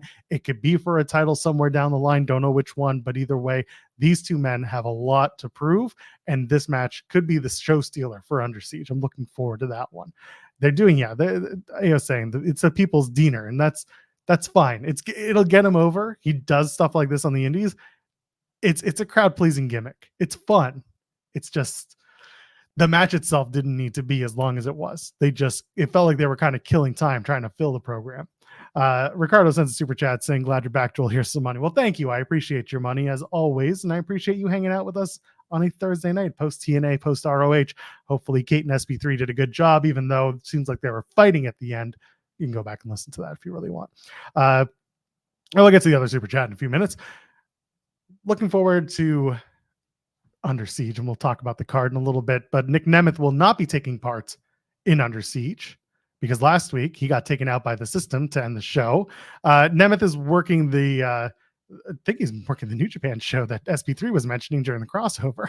So Santino, by the way, in last week's digital exclusive where they wrote off Nick Nemeth, calling him Neck Nemeth. Yes, I know who he is. Probably the funniest thing Santino's ever said. And I'm not always very kind to Santino Marella. This was one time where I actually said, okay, Neck Nemeth, I know him well. I was like, oh, all right, that's funny. Broken Matt Hardy's going to take the place of Nick Nemeth tomorrow night. In the sixth man, that's going to be Matt Hardy, Trent the Seventh, Ball of Speed, aka Trent Seven, and Speedball Mike Bailey, Speedball Mountain. And then they cut a promo saying the system will be deleted. And then Matt Hardy talks about adding both men to House Hardy. And it's just comically massive. He goes over literally everyone who's in House Hardy. And I wish I had written it down, but it's basically the entire family plus, and the drones and basically all the Hardy lore. And I'm thinking to myself, this is a massive family. This is a very big family. And then afterwards, Hardy does his little bite where he does, yes, ha, and he bites the camera. Speedball does it right after him, and I think it's the funniest, stupidest thing in the world. And that got me laughing. I don't know what I'm going to see in that 6-man at Under Siege. And when we preview that, I don't know what to expect, but we'll get there. The system later on, they cut a promo on the stage saying they're going to delete them instead. So there you go. And that Alisha is going to win tag team title. They did a Jonathan Gresham vignette, and I've been putting these over recently, both on the post show and on my socials at Joel Pearl. I am really enjoying this. We sat here for weeks leading up to the TNA rebrand, coming out of the Impact cold winter, as it were. And I said, what are they doing with Jonathan Gresham? Because he's nowhere to be found. He's kind of written off after the Toronto tapings. Didn't know where he was. And then all of a sudden he's brought back in these vignettes, and he's got his new mask, and he's got this new idea pitch for a character, a new rebrand. And he sits down with Santino Marella, and Santino says, I hope this time we have a much smoother sailing. And he talks about a return match versus Kushida. Now, when he says that, I'm thinking to myself, okay, they're going to tape that for the TV tapings and they'll run it maybe next week. That'd be great. Well, it turns out that match is actually going to happen tomorrow night at Under Siege. It's Kushida versus the returning Jonathan Gresham, and I am excited for that. I'm not excited to watch Kushida lose another match, but he's also going to be rudderless because his boys are gone. Motor City Machine Guns have moved on from TNA. So Kushida, needs a new dance partner, and Jonathan Gresham's going to be one of them. So Gresham shakes Santino's hand. Santino walks away, notices he's got ink in the palm of it, and then the masked double walks in, sits down opposite Gresham. It's a little spooky dooky, and I know some people don't love that, but I like the idea that at least the Gresham octopus is trying to be different from Gresham the man.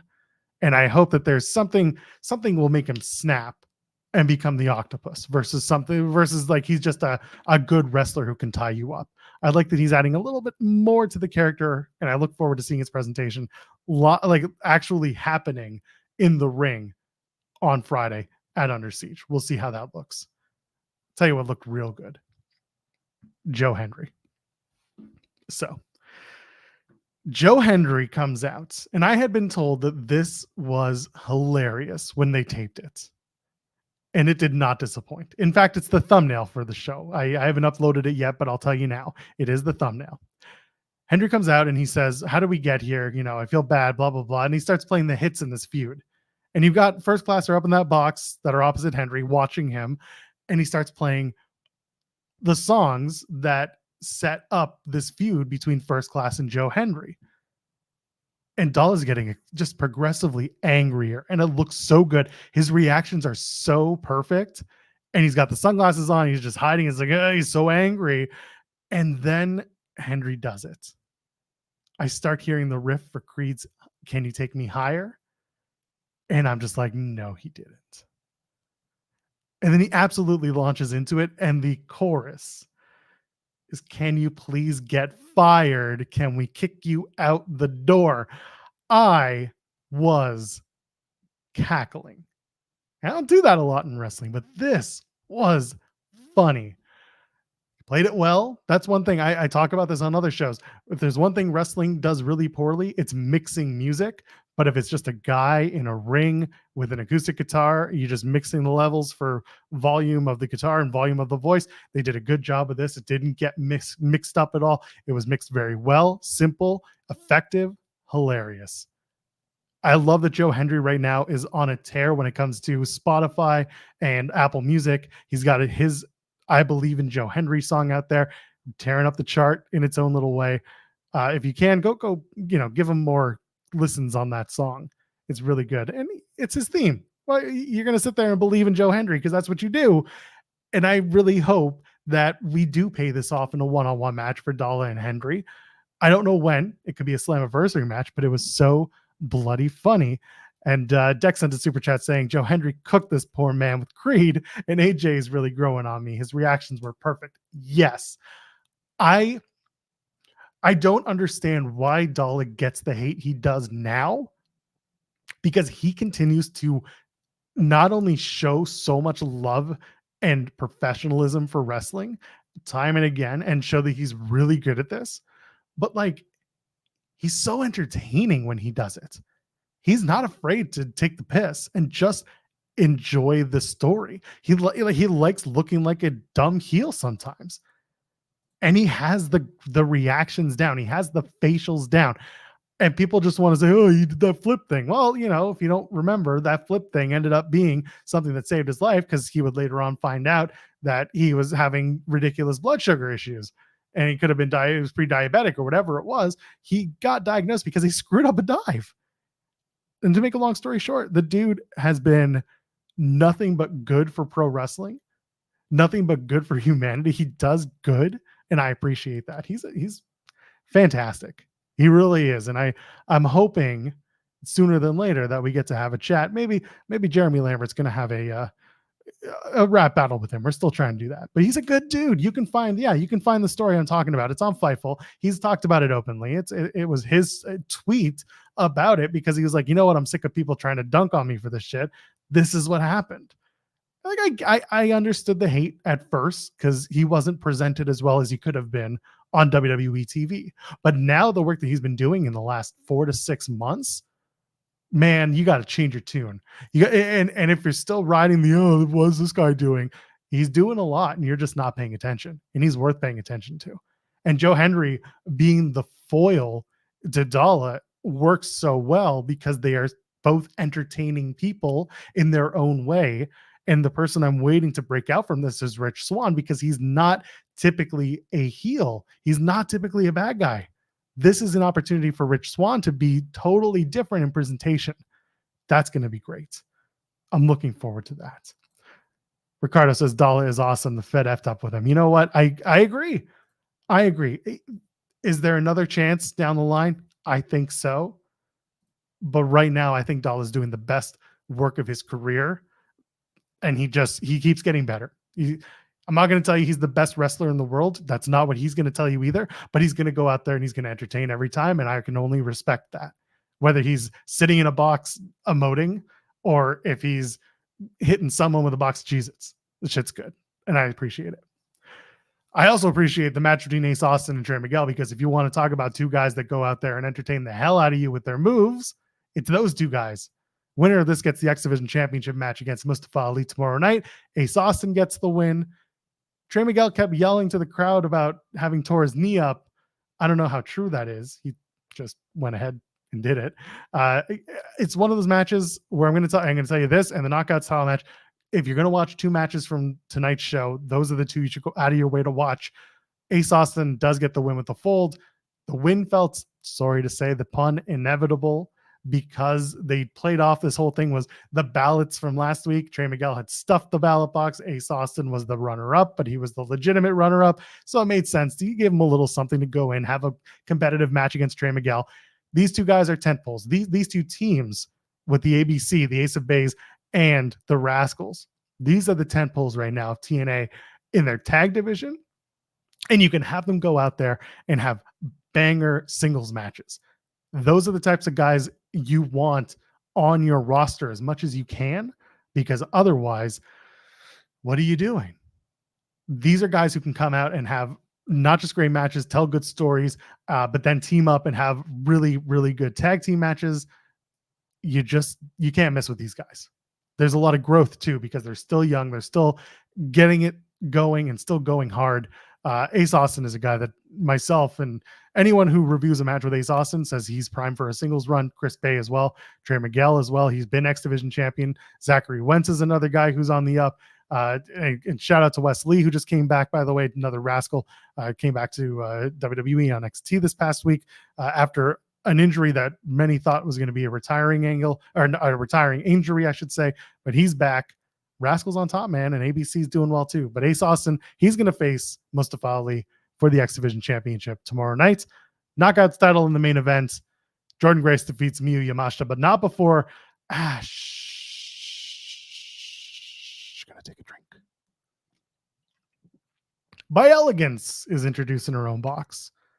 And then they announced that they're doing the countdown. It's going to be Jessica Havoc versus Ash by Elegance. I'm wondering who's going to join Ash by Elegance, because if Havoc's there, Rosemary can't be too far behind.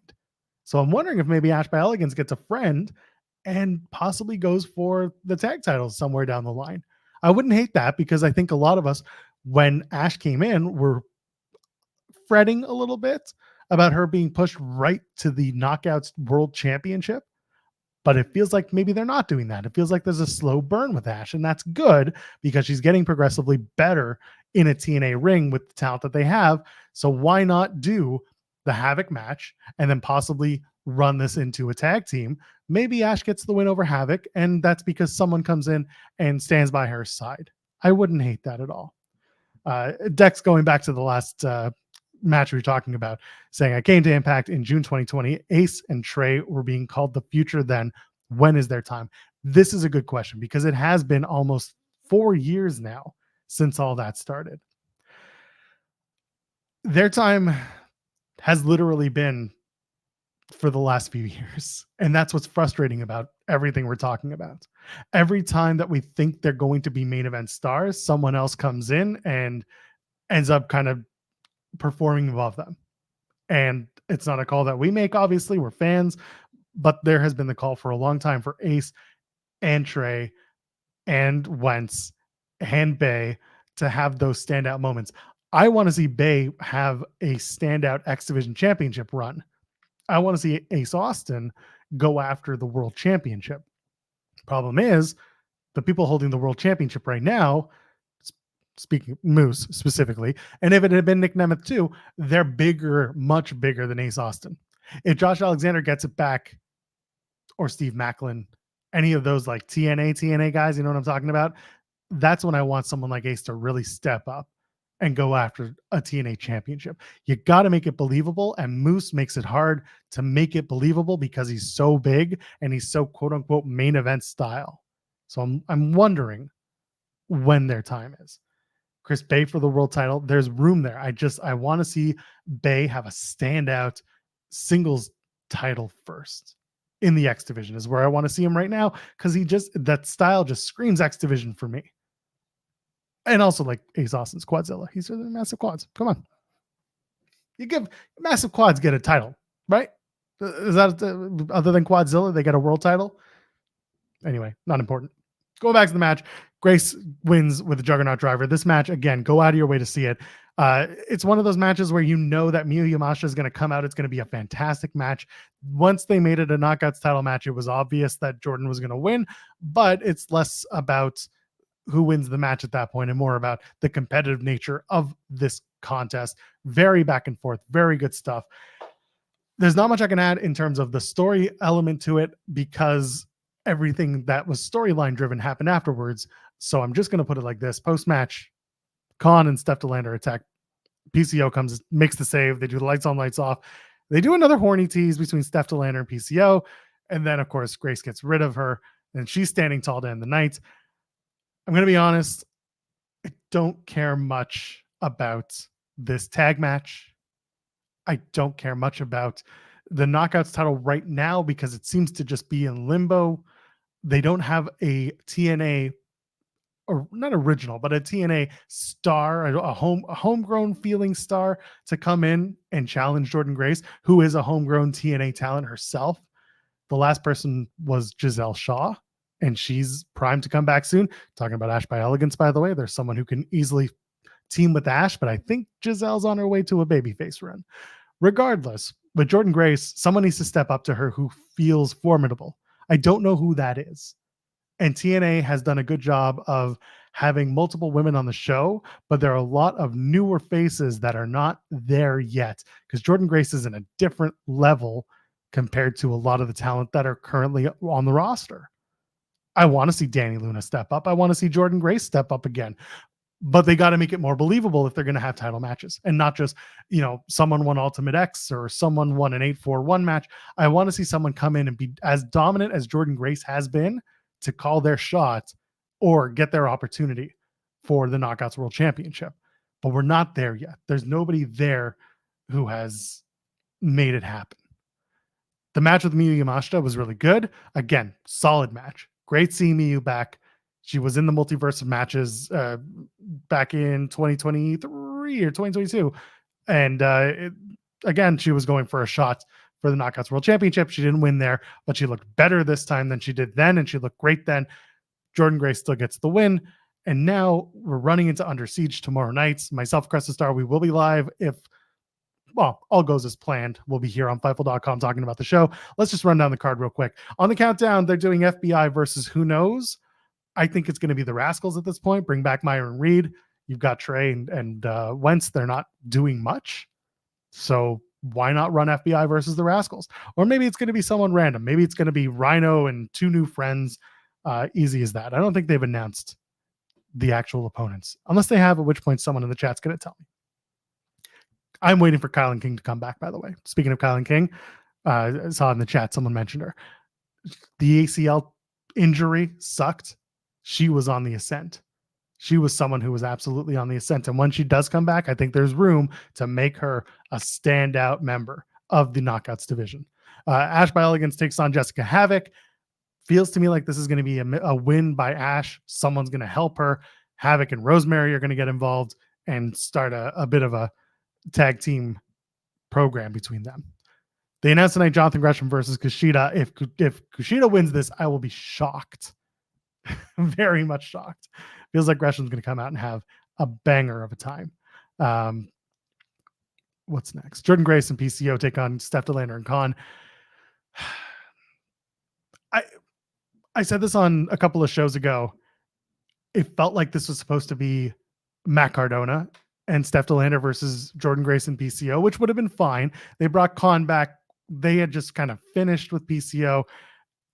It's not doing it for me because we were done. We were done with PCO and Khan. Now we're renewing it for the sake of having to pivot for Matt Cardona, who was injured. And again, that's not confirmed that that's what it was, but just reading the tea leaves, it felt like Cardona had come in, seconded Steph DeLander, felt like they were going to get involved. But instead, it's going to be Grace and PCO versus Steph DeLander and Khan.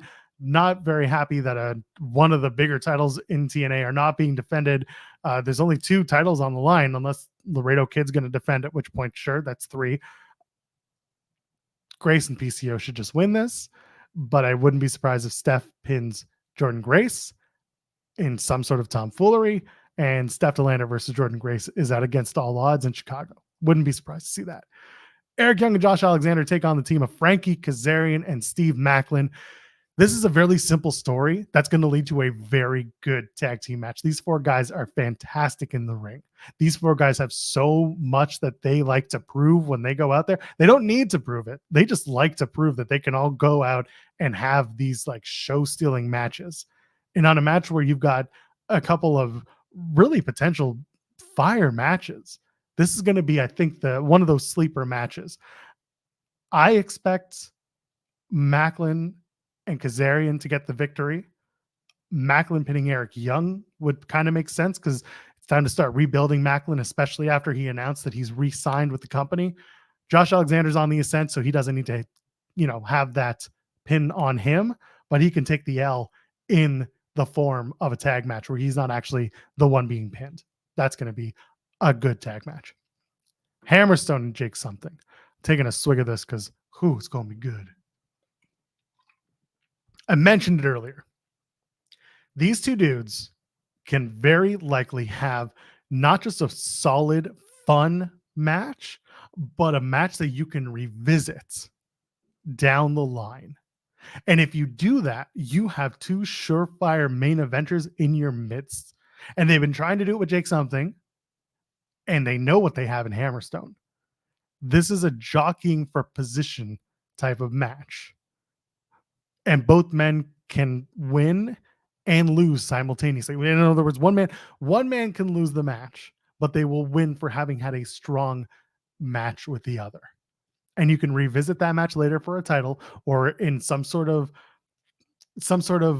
gimmick match, whatever it is. This is something that people, I think, are really going to love. This is just 2 big dudes fighting. And it could get closer to the Diener and Jake something reunion. And I don't know who Hammerstone's going to be friends with by the end of this. Give me Hammerstone and Alan Angels. I don't know why Alan Angels is on my mind right now, but give me those 2, Hammerstone and Angels, just so that Hammerstone can smack Alan Angels in the head once in a while, out of love, of course. But I'm looking forward to that one. I don't know who wins this match because Hammerstone's on a tear, but Jake something just lost last month. And so did Hammerstone. This is the match of 2 losers, to be honest. So again, like I said, jockeying for position for both men. And you can't have this one just be a count out or a no contest because that's how you have both men lose, in my opinion. If they take each other out at the same time in a double spot where they knock each other off the stage or something in a big moment, yeah, it's fine. But I want to see a definitive winner in this match because you can do it again with bigger stakes next time. Speaking of big stakes, Knockouts World Tag Team Championships on the line. Spitfire defend against Masha Alisha. That's Alisha Edwards and Masha Slamovich. Lars Fredrickson's going to be there. He said, I think Spitfire are going to drop those tag team titles to Alisha Edwards and Masha Slamovich. As we talked about earlier tonight, when Killer Kelly comes back, she will play into this whole thing. And she's someone that will make this threesome, as it were, a very interesting one. Let Dani Luna and Jody Threat continue being a Knockouts tag team while still going individually for the Knockouts World title against Jordynne Grace. There's room there. I would like it. The system. I'm going to leave the X Division Championship for last because it's more interesting for tomorrow night. System, And Brian Myers and Edward Edwards, can you tell I've been talking all day? System's going to take on Matt Hardy and Speedball Mountain. Supposed to be Nick Nemeth. Now it's going to be Matt Hardy. To me, this screams Matt Hardy pins Moose or Matt Hardy pins Brian Myers, because that's typically who gets pinned. And then Matt Hardy gets to say it against all odds. It's going to be you and I, Moose, for the world title. Tell you where I don't want it. I don't want it at Slammiversary. I don't think Matt Hardy versus Moose is a Slammiversary main event. In the lore of, we have a classic TNA championship match with a guy who made a big splash in TNA and Matt Hardy, and Moose, who's been a lifer of a TNA. I get that in terms of telling the Slammiversary story, but I don't think Matt Hardy versus Moose would be the reason hardcore TNA fans would watch Slammiversary this year. I don't know what the Moose versus Josh Alexander would be more up the alley of those people for a multitude of reasons, including the fact that it's in Montreal, it's in Canada. So Josh Alexander competing for a world championship there makes sense. Matt Hardy, I don't know what you do with him, but you put him in a special match. There's something there. There's going to be cinematic stuff with Matt, but it's not going to be Matt Hardy doing Slammiversary cinema match, because people aren't going to sit there, for 20 minutes watching a screen. They did that to us once at Emergence. They didn't have to when they did the Frankie Kazarian versus Edward Edwards thing. And we said, why didn't we just watch this on an episode of Impact? Why did they do this to a captive audience at Emergence? It was very silly. I don't think they should do that again to a live crowd when you tape your show anyway. Why not make it first run content on your television show and then run it on your socials? Either way, not what I'm expecting. I am expecting Matt Hardy to get the win, pin Myers or Moose. Eddie Edwards, some reasons, just doesn't get pinned, and then we'll move on from there. And then finally, rounding out the card, I feel like this could be a main event match again. X Division Championship on the line. Mustafa Ali defends against Ace Austin. If it doesn't main event, then it's going to open the show. Mustafa Ali wins. I feel like that's the way. Ali's not done yet with his X Division title run. It could run till Slammiversary. That's July. You got a few more months to go. It could go longer. It could go to Bound for Glory. Whoever he faces at Against All Odds, that's going to be a huge match for Ali, because that's Chicago. That's Mustafa Ali's home base. That could be a huge moment for him. Whoever he faces, that could be a big deal. I think the match with Ace is going to be great. I think it's going to be another match where we all say, holy shit, Ace Austin's really good, and we should be doing more with him. But Ali's going to win. And hopefully they make it look good for both men at the same time. We'll see where we go. But that's the Under Siege card. We had a couple super chats. Let me get to this. Actually, we just had the one from Ryan said, I really enjoyed Miyu and Grace this week. And it was a great match. Again, go out of your way to watch it. The whole show was fine. I just said it at the crossover. The problem with TNA right now is that they come off of a pay-per-view and then they do a one-night taping where they tape 2 episodes of the show, and then they go to the next town and they do a special on a Friday night. And it's like, we discombobulated. Because I thought I at least had 3 weeks before we went to the next PLE or special event, whatever it is. And instead, we're going to be here tomorrow night talking about Under Siege in a card that, on paper is like a 5 out of 10. It's not an amazing card, but it has potential. They all have potential. The wrestlers know how to wrestle. It's how they come out of the stories that they tell running into Against All Odds and Slammiversary season. That's what it's going to do. This is a good Friday night. Nothing else is on. SmackDown's on, sure. But SmackDown's also taped, actually. I'm telling you now, FYI, because they're in France, so it's pre-taped. So, get the spoilers and then come and watch Impact with us, TNA. Yeah, you can do it. I'm not going to tell you, but you can do it. And then come and watch Cresta and I talk about the show afterwards. That'll be fun. There's no Rampage. There's no AEW this weekend because of the playoffs. So, come watch Under Siege with us. Come and talk about it with us. We'll be live. If you want, go to FightfulSelect.com. Best $5 in the business. Get the news, get the scoops. Jeremy Lambert and I did a Q&A. That was fun. Got a lot of really good questions talking about the wrestling, talking about life. And you can watch us on In the Weeds on Fightful Overbooked. That's free. Go to youtube.com/Fightful Overbooked. We're live Monday, Wednesday, and Friday from 10 a.m. Eastern until noon. We're going to have Ricardo Rodriguez. He goes by Jesus Rodriguez now in MLW. We're going to be talking to him tomorrow morning, so come and join us. And I am back with Cresta tomorrow night talking about Under Siege. But we're here every Thursday night after TNA Impact to review the show. So if you haven't yet, leave a thumbs up on the video. And you can subscribe to us here at youtube.com/Fightful. I've been out of breath. I'm tired. And I'm going home. I am at Joel Pearl, JOELPEARL. Ladies, gentlemen, friends beyond the binary. We'll see you in the next one. Cheers.